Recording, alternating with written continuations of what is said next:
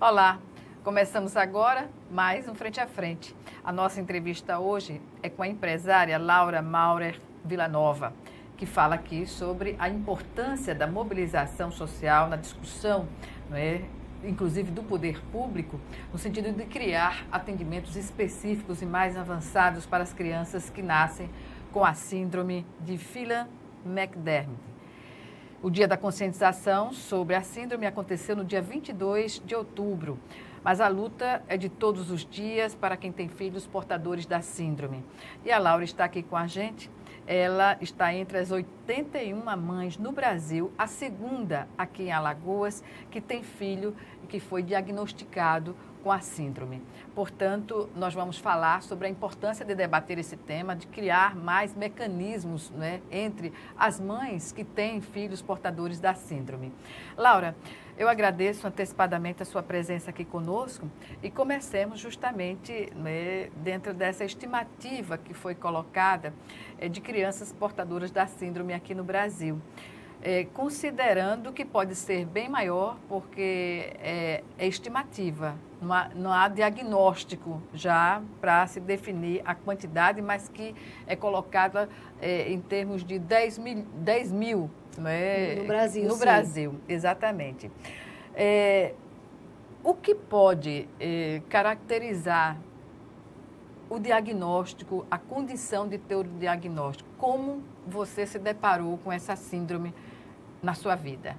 Eu tenho 2 filhos, eu tenho 3 filhos, né? E aí eu tenho gêmeos de 1 ano e 10 meses.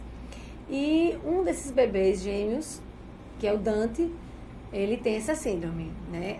Quando ele tinha entre 5 e 6 meses, a gente começou a perceber que estava ficando uma diferença muito grande no desenvolvimento, né, dos dois. Um estava sempre avançando, um estava sempre conseguindo conquistar os marcos do desenvolvimento, que a gente chama assim, né? Que são firmar a cabeça, primeiro de tudo, firmar a cabeça, firmar o pescoço, né? Então, se a criança não consegue firmar o pescoço, como é que ela vai conseguir sentar sem apoio? Então, são esses marcos que a gente vai chamando. E aí ele foi demorando a alcançar esses marcos, e aí isso acendeu uma luz amarela pra gente, né? Então, vamos ver, né? Uma comparação muito óbvia com o irmão, né? Mesmo que não tivesse um irmão, a gente iria ter percebido, mas talvez não tão cedo, né? E aí, diante disso, diante de toda essa demora em alcançar esses marcos, a gente foi começar a investigar. E aí investigamos, e foi uma investigação bem longa, né? Porque a síndrome de Phelan-McDermid, ela não... aparentemente, a criança não tem traços sindrômicos, como a síndrome de Down, né? A síndrome de Down, você olha e já tem percebe, né? Aquelas feições, né? Ela tem algumas feições. Meio chinesinhas, né? Sim, Pois sim, é. a síndrome de Down, sim. Mas a síndrome de Phelan-McDermid é uma coisa muito mais discreta. Muito mais discreta. Tem síndrome, depois a gente vai ver, né? Que tem as feições. Né? A sobrancelhinha reta, cílios alongados, bochechinha, mãozinha gordinha, mãozinha fofinha e grande, né? Mas não é uma coisa, uma orelhinha também um pouco grande, mas não é uma coisa que você olha e diz, meu Deus, como é tão diferente. Tão diferente. Não, é tipo assim, tinha gêmeos, então olhava a orelhinha de uma, a orelha do outro era bem maior, mas tudo no outro era maior, ele era maior, ele é, né? Ele é bem maior. Então, ele tem tudo maior. Então, ele tem um nariz maior, a orelhinha maior, a mão maior, tudo maior. Então, você não olhava e dizia assim, a mão é maior, mas a orelha não. Entendeu? Então, não era uma coisa muito óbvia da fisionomia, né? Mas sim de um atraso. E foi ficando cada vez mais, né? Cada vez mais visível o atraso.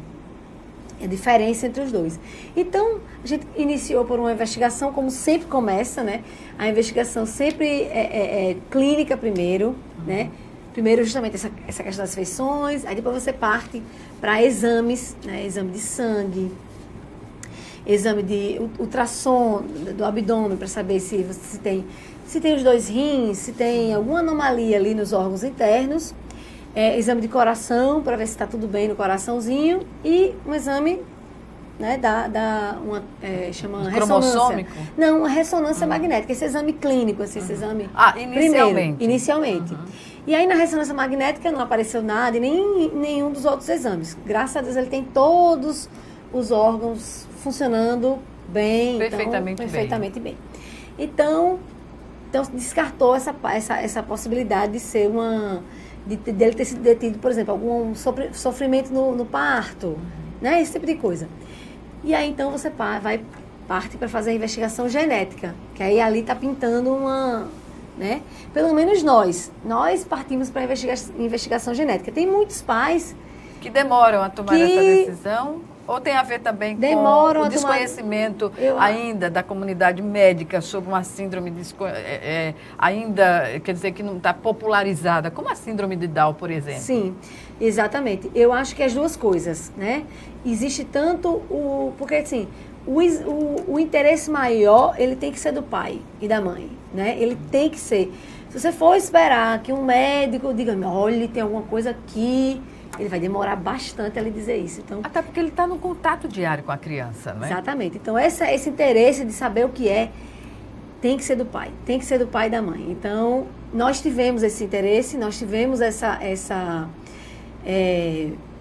preocupação, porque não é só uma curiosidade, né? Eu quero saber o que ele tem, estou curioso. Não é isso. É realmente uma necessidade de saber para agir rápido. Se você sabe logo, você age... Diagnóstico precoce é fundamental em qualquer situação. Exatamente, em qualquer situação. Se você tem câncer, não é melhor que você saiba logo, mas realmente tem alguns pais que preferem ir como se fosse se enganando um pouco, né? Não, ele vai ficar... Não, daqui a pouco tá bom, não...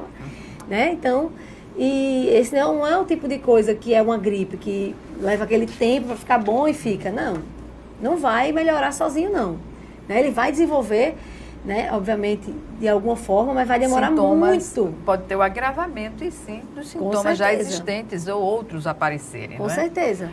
E o que leva à constatação da síndrome? Aí você vai fazer os exames genéticos, né? Primeiro, geralmente se faz o cariótipo. Quando é uma alteração, uma mutação muito grande, né, fica muito evidente e dá para ver no cariótipo, né, que é um exame mais básico. É o exame, vamos dizer que o cariótipo é o basicão da genética, né, é o exame mais barato, mais acessível, mais conhecido que se faz. No caso do Dante, o cariótipo deu normal, né, deu normal. E aí a gente, então tem que investigar, fazer um exame que seja mais específico ainda. E aí a geneticista solicitou um exame chamado SNP Array, né, que é em inglês Array. Né? Esse exame é como se fosse um zoom, né, uma foto de perto, né, de cada cromossomo. E aí estuda todos os cromossomos. Todos os cromossomos. Se analisa, melhor dizendo. Exatamente, analisa cromossomo por cromossomo. E aí quando tem uma hora que, né, não encaixou ali, teve uma coisa que ficou fora, aí ele vê e consegue identificar exatamente o ponto exato do erro. O erro, então, ocorre no cromossomo 22, cromossomo ao longo 22. Do cromossomo... Não, no braço longo do cromossomo 22, né? É numa região que chama 22q13. 22 do cromossomo 22q13. Também é conhecida como esse nome, a síndrome. Phelan-McDermid ou 22q13, porque é uma desordem naquela região do cromossomo. E aí, que tipo de desordem pode ser? Pois é. Pode faltar um pedaço, pode sobrar um pedaço, né? Por exemplo, na síndrome de Down, você não tem perda de material genético, você tem sobra de material genético. Você tem um cromossomo a mais. Em vez de ter dois, a síndrome de Down tem 3 cromossomos 21. No caso do Dante, o erro não é no cromossomo 21, é no cromossomo 22. E aí ele falta um pedacinho do cromossomo. Falta um pedacinho. Né? Então... E isso é o que caracteriza de sintomas mais frequentes, digamos assim. Essa hipotonia, que é a falta de tônus, por isso que ele não consegue firmar o pescoço cedo, né? Primeiro. Depois, um atraso neuropsicomotor. O que é esse atraso neuropsicomotor? É um atraso de todas as áreas. É um atraso cognitivo... E físico e motor. Motor, né? Ele não consegue sentar, não consegue engatinhar. Né? Aí eles têm, então, isso, né, que então a deficiência intelectual, E aí eles também estão inseridos no transtorno do espectro do autismo, o TEA. Né? Alguns genes dessa região aí são genes que são bastante associados ao autismo. Né? Então, pode-se dizer que, pela falta do diagnóstico, pode haver uma subnotificação da síndrome, porque existe essa proximidade, não é, da alteração do cromossomo. Exatamente, exatamente. Então, assim, a gente acredita que tem muitas crianças ou com diagnósticos de outras síndromes que têm características parecidas com essa, velocardofacial, tem umas 4 ou 5 síndromes que se assemelham a essa. E principalmente transtorno do espectro do autismo. Então tem crianças que têm uma alteração muito pequena, não é o caso do Dante, muito pequena, que então não apresentam geralmente esse atraso tão grande em outras áreas como o motor, né? Então, ficam com o diagnóstico apenas de autismo, por exemplo. Pois é, eu, na pesquisa rápida que eu fiz, não é, sobre a síndrome, há a informação de que para fazer o diagnóstico é preciso repetir, inclusive, 2 ou mais exames cromossômicos, que é difícil também fazer o diagnóstico da síndrome. Isso ocorreu com você em relação ao seu filho? No primeiro exame já apareceu.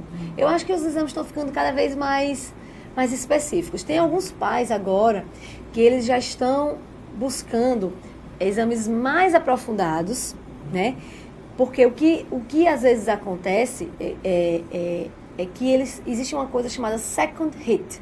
Ou seja, ele tem essa alteração, vamos dizer assim, bem grosseira, vamos chamar assim, no cromossomo 22, mas ele tem pequenas alterações em outros cromossomos, bem discretas, que aí não apareceriam nessa pesquisa específica. Nesse primeiro exame, no SNP Array, entendeu? Então, mas isso aí já é para uma investigação bem mais aprofundada, né? Seria uma coisa secundária. E como tem sido, seu filho tem 1 ano e 10 meses. Sim. Como tem sido o acompanhamento do desenvolvimento da síndrome? Tem a ver, claro, se você já há uma resposta na questão que se refere à identificação precoce e o que é que pode, digamos assim, minimizar nos efeitos da síndrome? Terapias. Não existe hoje um remédio. Não existe hoje um remédio que eu dei para o meu filho. Estanque, né? Digamos assim. Não existe. Não. Ele só tem a desenvolver, né? Não tem um remédio que eu dei lá a ele e que isso vá corrigir esse erro, né, no genoma dele, né, naquele cromossomo dele. O que existe são as terapias, que isso sim, né, vai ajudar ele a se desenvolver mais rápido, né? Vai estimular, né? Vai poder andar, vai poder desenvolver o cognitivo, a atenção. Então, pode-se dizer que o diagnóstico precoce, o dano causado, ele estaciona, ele é definido ou ele tem a propensão de ser alterado, de, digamos assim, ir para um agravamento da situação. Isso tem a ver com o diagnóstico precoce? Isso tem a ver com pesquisas que a gente precisa fazer. Precisa de muita pesquisa ainda para a gente saber. A população é muito pequena. Essa resposta você ainda não teve da comunidade médica? Ainda não. Do que eu estou perguntando, claro. Ainda não. Tem indícios, né? Então, um exemplo é um dos que a gente chama de crianças, né? Mas ele não é mais criança, ele já tem 38 anos. Que é portador da síndrome. Sim, e a mãe está lá no grupo. Claro que ela há 38 anos, ela não tinha esse diagnóstico, até porque os primeiros casos foram notificados há 20 anos. Muito recente. Né? Então, ele foi uma criança que, assim, teve até um desenvolvimento bastante bom, né? Surpreendente. Sim, para a síndrome. E ele hoje já está como se fosse bem deteriorada a saúde, com 38 anos. Indícios como se fosse Alzheimer. Né, com indício, já já não fala, já não come, né? Então a doença é progressiva, né? Pode ser sim. Pode ser progressiva. Pode ser sim. Mas isso precisa também de estudos científicos que deem, porque pode se manifestar de uma forma em alguém e de outra não é? E outra pessoa. Perfeitamente, exatamente. Ela vai se... É uma síndrome que tem isso, né? É como a síndrome de Down. Por exemplo, a síndrome de Down, você vê indivíduos que não falam, como você vê indivíduos... integrados à sociedade. Sim, que trabalham, que se comunicam muito bem, que, enfim, até que chegam a casar. Então, é o mesmo erro genético, né? Porém, o comprometimento do dano é que vai definir a gravidade ou não da doença. Né? O quanto se agiu antes, o quanto se estimulou aquela pessoa, né? E também vai variar mesmo de pessoa para pessoa. Bem, nós vamos chamar agora o nosso primeiro intervalo e o Frente a Frente volta em 1 minuto. Até já.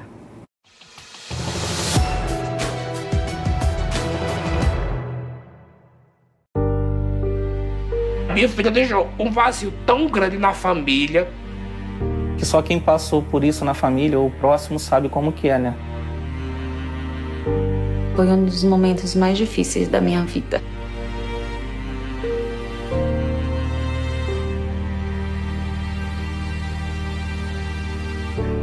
Minha filha não era doente, muito saudável, nunca foi doente. E pelo mosquito, minha filha se foi.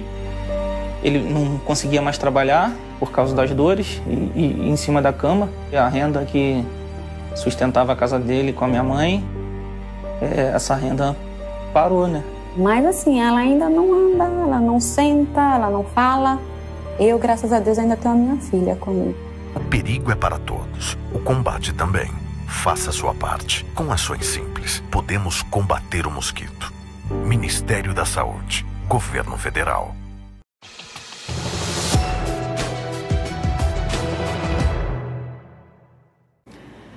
Estamos de volta com o Frente a Frente, que hoje recebe a empresária Laura Maurer Villanova. Ela que está falando aqui sobre a síndrome de Phelan-McDermid.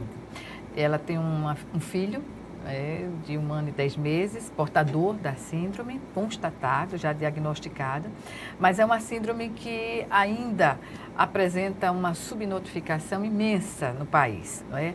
Há estimativas de que existam 10 mil portadores que se confundem com outras doenças semelhantes aos sintomas que nós já tratamos aqui no primeiro bloco da entrevista. E ela está aqui justamente para difundir a informação, para dizer que a síndrome existe. Em Alagoas são 2 casos diagnosticados, mas no Brasil inteiro já tem 81 casos diagnosticados. Essa preocupação levou as mães a criarem até um site para discutir, e o que se percebe é que pouco se tem de informação a mais, até da comunidade científica. Não é? As mães se mobilizam e vão buscar essas informações, claro, na ciência também. Então, eu pergunto, a Associação dos Familiares e Amigos dos Portadores da Síndrome, como ela tem se mobilizado no país e aqui em Alagoas? Veja, a associação, ela é o que a gente pode dizer que é um braço da fundação que fica nos Estados Unidos. Eles são os pioneiros, né? Eles são os que têm o maior número de casos diagnosticados. E lá existe pais, né, e pessoas, e até médicos, que nem são pais, mas são cientistas, médicos, enfim, que estão realmente estudando muito, sabe, esse assunto, né? Pessoas, obviamente, que têm, na maioria dos casos, um interesse pessoal, né, em conhecer melhor sobre isso. Científico, né? Exato. E coloca a serviço também. Então, a gente eles já estão assim, né, para uma síndrome nova, bastante avançados em pesquisas, né? A gente já tem macacos com essa mutação, né? Para que é importante ter macacos com essa mutação, né? Para que você teste remédios, fármacos, né? Drogas que possam fazer algum efeito, né? Benéfico. Trazer algum efeito benéfico, melhorar algumas características dessas que eles apresentam. Então, aí, há 3 anos, algumas mães se encontraram, né, na internet, através da internet. Algumas mães se encontraram há 5 ou 6 anos, mais ou menos.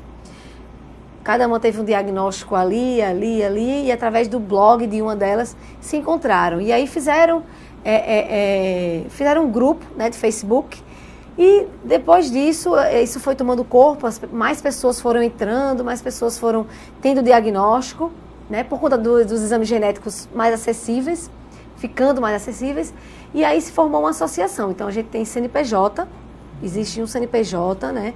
E qual é o objetivo dessa associação? É ter recursos, angariar recursos para usar nessas pesquisas, né? Para que a gente possa, né, primeiro entender melhor o que é a síndrome, o que é que ela vai trazer para nossos filhos no futuro e tentar intervir de alguma maneira, né, para melhorar a vida dessas pessoas.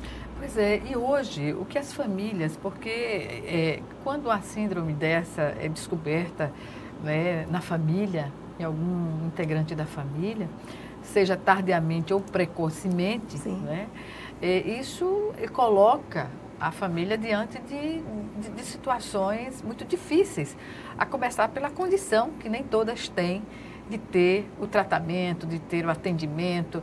E, então, isso impõe que, eu estava lendo aqui, há um potencial de até 20 mil casos da síndrome ainda não diagnosticados no Brasil.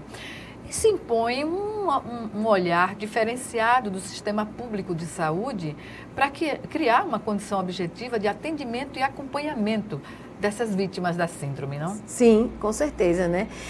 Essa estimativa que é feita entre 10 e 20 mil, existem pesquisas, né, que indicam que da população autista, entre 0,5% e 1% é afetada por essa síndrome.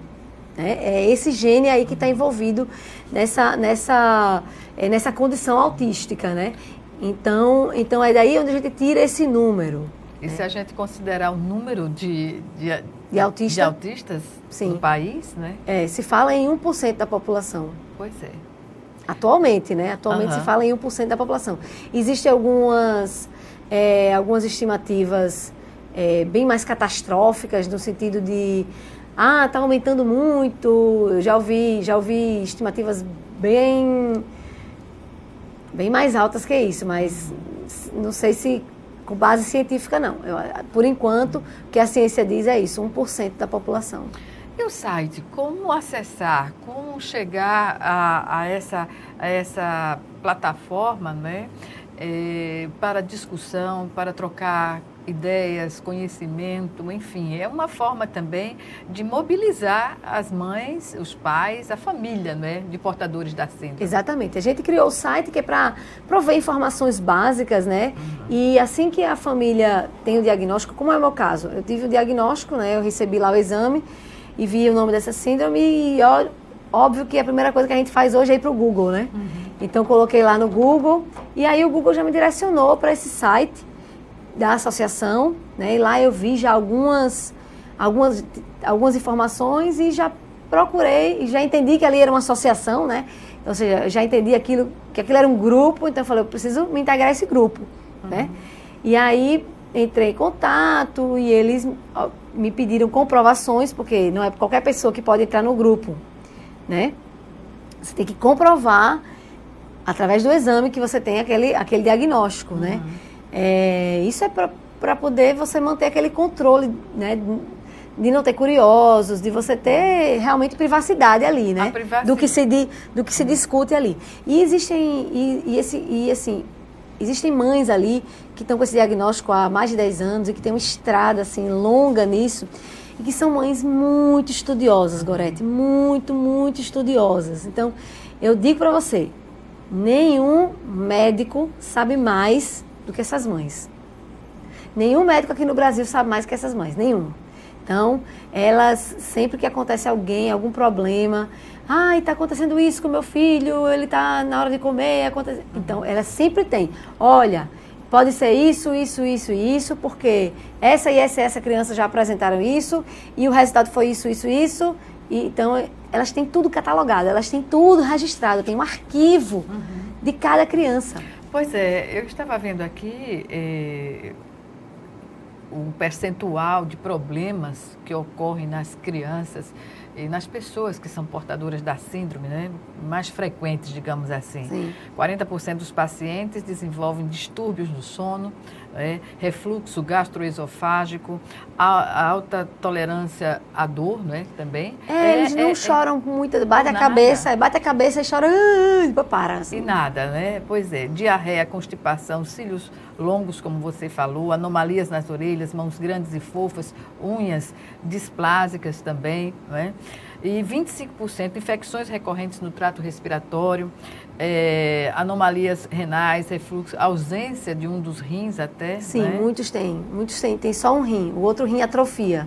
Pois é, anomalias no cérebro, isso é muito importante. Palato profundo. Isso é muito importante, né? Você imagina, às vezes você tem um filho que você acha que é autista, vamos dizer, e aí você nunca fez um exame para saber se ele tem os dois rins. Né? Então, olha como é importante você saber que você só tem um rim. Exatamente. E menos frequentes, né, 25% dos pacientes que apresentam convulsões, estrabismo, problemas cardíacos, puberdade precoce ou atrasada, hipotireoidismo, dentição espaçada, má oclusão, né, os dentes não se encaixam direito, curvatura normal da coluna vertebral. Exatamente, exatamente. Então, por que a gente sabe isso aí? Como é que a gente chegou nesse número aí? Sim. Pesquisa. Né? Você tem que ter um número de pessoas. Não adianta você pegar 3 crianças. Tenho 3 crianças aqui. Tem que ter um número muito grande de crianças para você poder saber esses percentuais aí. Imagina você pegar 10 crianças e dizer que 40%. Você tem que ter um universo muito maior. Muito maior. Então, por isso que a gente precisa, digamos, encontrar essas famílias. Né? A gente precisa encontrar porque a gente precisa de dados. A gente precisa acolher essas famílias com informação. Né, para que a qualidade de vida dessas pessoas seja melhor. Eu perguntei a você sobre o site, mas você falou que o site não é muito acessível. É porque o nome da síndrome é um nome horrível, né? Pois é, mas se colocar no Google, chega-se ao site. Sim, se colocar mas tem no algum Google, telefone que a gente possa dar? Para quem está em Alagoas, pode utilizar o meu telefone, né? Que é o 9381 1060. 1060. Para falar com a Laura Maurer Vilanova, não é, que para compartilhar essas informações e ampliar o leque, não é, da discussão, que é importante. Em relação ainda a essa questão, aqui em Alagoas, como está a mobilização das famílias? Em Alagoas, como eu digo, a gente só tem 2 famílias, né? Uma criança de 4 anos, que inclusive fez 4 anos ontem, o Miguel, e o Dante. Então, a mobilização é muito pequena ainda. A gente precisa, né, de fato, encontrar essas outras famílias. Que certamente existem. Que certamente existem. E eu digo, não fique sem um diagnóstico para o seu filho. Não fique. Porque vá buscar. Quando você fala, vá em busca do diagnóstico do seu filho, é porque até bem pouco tempo essas doenças cromossômicas que colocam essas condições eram tidas como doenças mentais no geral? Com certeza. Né? Antigamente você não tinha ferramentas. Né? Há, sei lá, pouquíssimos anos você conseguiu decifrar o genoma humano, né? Daí a você conseguir avançar para uma escala onde você consiga alcançar, né, um número grande de pessoas. Então, por exemplo, aqui em Alagoas, se você tem que fazer um exame como esse, você vai ter que coletar o sangue aqui em Alagoas, mas enviar para outro estado, porque não existe nenhum laboratório. Eu acho que no Brasil só no Rio e em São Paulo. Pois é. Diante disso, quanto maior conhecimento, melhor. Vamos chamar o nosso segundo e último intervalo e daqui a pouco estaremos de volta. 1 minuto.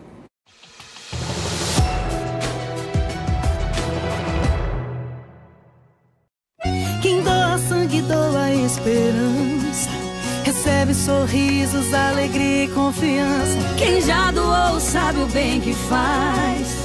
O coração se alegra pra doar mais. Doe sangue regularmente. Não importa o tipo que você pertence. Seja A, B ou AB. Tem sempre alguém esperando você. Doe sangue regularmente. Não importa o tipo que você pertence. Seja A, B ou AB. Tem sempre alguém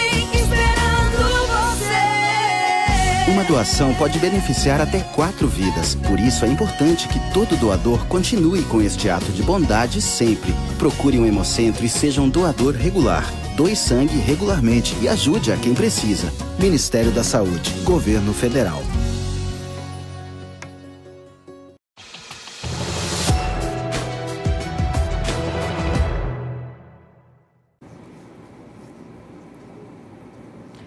De volta para o último bloco do Frente a Frente, que hoje recebe a empresária Laura Maurer Villanova, ela que fala aqui sobre a mobilização, a informação que se deve difundir, não é, em relação à síndrome de Phelan-McDermid, uma síndrome que se revela desde o nascimento, não é, com sintomas que podem ser observados. E aí eu pergunto, o que a comunidade científica diz sobre o fato do diagnóstico precoce, em que acentuadamente pode-se obter, digamos assim, minimizar os efeitos que a síndrome provoca? É que todo mundo sabe que criança aprende muito mais rápido, né? Não dizem? O cérebro da criança é uma esponja, tudo que você ensinar, ela aprende, né? Então, ocorre por volta dos 3 anos de idade, mais ou menos, o que se chama poda neuronal. Os neurônios que até aquele momento não tiverem encontrado função, o organismo vai descartar esses neurônios. Naturalmente. Naturalmente. Então é uma poda, como de árvore. Você vai... Então é muito importante que a gente consiga dar função para o maior número de neurônios que a criança tem a desenvolver. Exatamente. Então, esse é o desafio, né? Além de que você tem uma criança que não anda, torna a sua vida muito difícil, muito pesada, né? Então, quanto antes ela andar, melhor para você, melhor para ela também. Porque uma criança que não anda, não é só que ela dá trabalho, que ela tem que andar numa cadeira de roda, mas ela fica acamada e isso traz outros problemas, né? Problemas gástricos, problemas respiratórios. Exatamente. Então, quanto antes se agir, maiores são os ganhos, né, que a criança pode ter, né, maior o potencial dela se desenvolver, né, na parte cognitiva, na parte motora. Eu observo você, Laura, com esse desafio em casa, com o filho Dante, que foi de par de gêmeos. Sim. Não é? Já tendo um filho de 9 anos. Uma filha de 9. Perdão, uma filha de 9 anos. E você tem essa tranquilidade, essa alegria no seu viver. E isso é fundamental para o enfrentamento de uma dificuldade como essa, né? Com certeza. Né? A gente não pode, se eu me abater, o que você vai trazer de ganho para ele, né? Nada. Então, assim, a gente tem que encarar de frente, né? Chora um pouquinho, né? Faz um luto ali. As pessoas, né, obviamente, reagem de formas diferentes, né? A mesma situação. Mas é importante que você entenda que isso é uma coisa que pode acontecer com qualquer pessoa, né? Então, essa questão da pessoa com deficiência, até então, Gorete, eu nunca tinha tido uma pessoa com deficiência na minha família. Nunca tinha tido uma pessoa com deficiência na minha família. Chegou agora. Então, agora eu sou mãe de uma pessoa com deficiente, meu marido é pai, minha mãe é avó, minha filha é irmã, e aí vai. E a família se une também nessa tarefa de atender a essas dificuldades, não é? Sim, com certeza, a gente tem. É importante que a família tenha essa consciência, né? Sim, é importante, né? Nós, felizmente, podemos ter cuidadoras, né? Então, que são cuidadoras que estão lá na minha casa desde que eles nasceram. Então, são pessoas que me ajudam na casa, que eram babás, né? Hoje a gente chama cuidadora, né? Que cuida de todo mundo, cuida da gente também, né? Na verdade, eu costumo dizer que justamente a pessoa que está na minha casa cuida de mim também. Exatamente. Né? É minha cuidadora. Né? Exatamente. Então, nós felizmente conseguimos ter, né, ter isso. Nem toda família, eu sei que nem toda família pode, né? Tenho total consciência de que nem toda família pode. Então, eu, tendo consciência dessa minha condição, né, eu tenho mais aqui e a luta, né, sair, botar minha voz, botar minha boca no trombone aí para ajudar essas que não podem. Exatamente. Dentro dessa questão, não é, desse contexto de universalizar o acesso à saúde e aos problemas, né, que envolvem saúde também, hoje o atendimento é feito por algumas clínicas, por algumas entidades, né? Sem elas seria quase impossível, não é, fazer o tratamento via Sistema Único de Saúde de uma forma específica, né? Seria sim, tenho certeza que seria. Né? E hoje a gente tem aí um aparato dessas instituições, né, dessas ONGs, Sim. que por mais que queiram falar que ONG é ruim, mas tem muita ONG prestando serviços assim excelentes à população, sabe, fazendo realmente a diferença na vida das pessoas. E o que a gente tem que esperar é um fortalecimento disso, né? É que esses profissionais possam prestar um serviço, digamos, uma terapia, ao invés de 30 minutos, de 1 hora, né? Que é o ideal. Que faz a diferença. Faz a diferença. Às vezes, ontem meu filho foi para fisioterapia. E aí eu cheguei 5 minutos atrasada, dura 1 hora a sessão, 5 minutos atrasada, e aí quando teve toda a preparação, porque você tem que colocar, ele usa órtese, aí coloca, são muitos aparatos, né? Não é uma coisa simples. Você chegou lá, está pronto para começar. Não, você chega e tem toda a preparação. Adequar, então, tinha passado 30 minutos de quando a gente começou a realmente preparar ele. Então, imagina quando é uma sessão de 30 minutos. Você não consegue fazer praticamente nada. Então, é muito importante isso, né? Que se amplie o acesso, que se amplie a qualidade do serviço oferecido, tudo isso. Você falou sobre pesquisa científica feita por médicos que têm na família casos, não é? Portadores da síndrome. Aqui no Brasil, como isso se dá? Isso você falou na Fundação Americana. Isso, exatamente. Então, a gente tem, assim como tem no Brasil, também tem associações na Itália, na Espanha, em diversos países, né? E cada uma está ali tentando se engajar e tentando procurar um meio, porque existe uma comunicação, né? A diretoria daqui da associação, ela tem uma comunicação lá com a Fundação Americana. E o que a gente vem procurando fazer é fazer algum trabalho que seja complementar.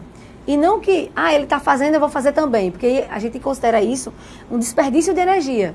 Claro, né? Então, você está fazendo isso, então eu vou fazer alguma coisa que seja complementar, que a gente possa unir para aquilo avançar. Exatamente. Então, no nosso caso, a nossa associação é muito nova ainda. São só 3 anos, né, de formalizada e tal. A gente tem uma primeira pesquisa sobre os nossos indivíduos, sobre as crianças, sobre a população com essa síndrome, exatamente, que foi feita uma pesquisa clínica baseada nas características e nos exames das pessoas, né? Então observou quantos por cento tem problema do coração, quantos por cento tem problema gástrico, quais são os mais recorrentes. Pessoas dessa síndrome apresentam muito o que chama regressão. Como assim? Ela evolui e de repente ela perde algumas funções. Dentro daquela evolução já. Ela desaprende. Então vamos dizer, ela tinha aprendido a ir no banheiro só e ela desaprende. Ela tinha aprendido um número lá de palavras e ela desaprende. Ela tinha aprendido diversas coisas, né? Então isso acontece. Então a gente também precisa saber isso. Então quantos por cento geralmente com que idade? Geralmente com que idade apresenta isso? Tantos por cento nunca apresentam, né? É o que a gente sempre quer, né? Tantos por cento apresentam com 3 anos, tantos por cento apresentam antes dos 8. Então a gente precisa saber, né? Para que a gente tenha, possa estar preparado, né, Gorete? Preparado para essas dificuldades. Psicologicamente mesmo, né? Não quando acontecer a gente meio que dizer, bom, já sabia que poderia acontecer comigo, né? É diferente, né? De ter a informação, por isso a importância da associação, não é? E desses instrumentos como telefone, site, para viabilizar a conversa, né? Estabelecer um vínculo, porque vocês, na verdade, na associação, são uma família construída, Nós né? somos uma família, você falou tudo. Nós somos uma família. É um grupo, eu inclusive saí de vários grupos de WhatsApp, porque esse grupo de WhatsApp me consome muito tempo. Por quê? Porque cada vez que chega uma mensagem de alguém dizendo que o filho está com aquilo outro, ou uma divulgação de uma pesquisa, eu preciso ler. Eu não posso passar batido daquilo. Não é como um grupo de WhatsApp que você... Você não é um grupo de WhatsApp que você recebeu uma piada, que você recebeu um vídeo engraçado, né? Então, é um material ali que eu preciso estar atenta, né? Então, demanda muito tempo ali de estudo, né? De leitura e de engajamento. E de engajamento, né? E essa percepção é importante no sentido de, inclusive, sensibilizar a comunidade médica também a participar, porque vai que alguns dos questionamentos desperta para alguma linha, digamos assim, de pesquisa. Perfeitamente, exatamente. Eles são os estudiosos, né? Nós somos só mães. Então, eles que são os estudiosos. Mas vocês são os insumos, digamos exatamente, assim. Né? Parte exatamente. desses insumos de pesquisa, né? Mas das percepções do dia a dia, na lida com os pacientes, né? Exatamente. Mas é importante que exista essa vontade, né? Por parte do médico, né? Para que isso... essas pesquisas aconteçam, né? Então, eles precisam... né, ter esse interesse, ter esse estímulo. Então, assim, as pesquisas do nosso país... estão comprometidas, estão né? muito comprometidas. Sobretudo atualmente, não é? Estão muito comprometidas, muito. E a gente precisa mudar isso, né? A gente precisa... né, nós, como mães de pessoas com deficiência, se a gente não abrir a boca, a gente não for lá buscar isso, quem vai, né? Pois é. Você falou... nós, mães, que temos os casos na família, mas isso é uma questão que transcende a quem está enfrentando esse problema. Isso é uma questão da sociedade, da população brasileira. É um direito que a população tem de ter as universidades desenvolvendo pesquisa. A gente sabe que o Brasil está na ponta de várias pesquisas, de ganhar premiação internacional sobre pesquisa, sobre ciência e tecnologia. E, claro, tem que estar a serviço de todos, né? Então, é uma mobilização que envolve as famílias, né, dos portadores da síndrome, mas que necessariamente a população toda tem que se engajar na cobrança desses direitos. Com certeza, é verdade. Porque, como eu falei, eu antigamente não era, né, familiar de ninguém com deficiência, hoje eu sou. E amanhã pode ser você. Exatamente. Amanhã pode ser qualquer um de nós, né? E aí, se esse trabalho já começou lá, antes de você ser essa pessoa, né, que tem um filho, um neto, um sobrinho, um parente, né? Exato, um amigo, né? Então, se esse trabalho já começou antes, você é beneficiado logo de cara, né? Então, é muito importante que todo mundo esteja atento a isso e que não abra mão disso, que a gente precisa disso. Bem, estamos no minuto final da nossa entrevista. Algumas considerações que você queira fazer? Algum chamamento? Se você tem um filho que você acha que pode ter alguma síndrome, nem que não seja essa, mas vá atrás de diagnóstico, vá buscar, engaje-se, busque seus direitos, né? Não desista dos seus direitos e você vai encontrar em associações como a nossa, com certeza um apoio importante para a sua caminhada, que será longa. Laura, foi um prazer recebê-la aqui. Estamos abertos a qualquer mobilização que a associação venha fazer em prol do conhecimento e, claro, na busca, não é, da descoberta de algo que possa inviabilizar que outras pessoas venham a ter essa síndrome. Obrigada. Eu que agradeço. Muito obrigada. Obrigada a você também que nos assistiu e até o nosso próximo encontro aqui, frente a frente, também com você.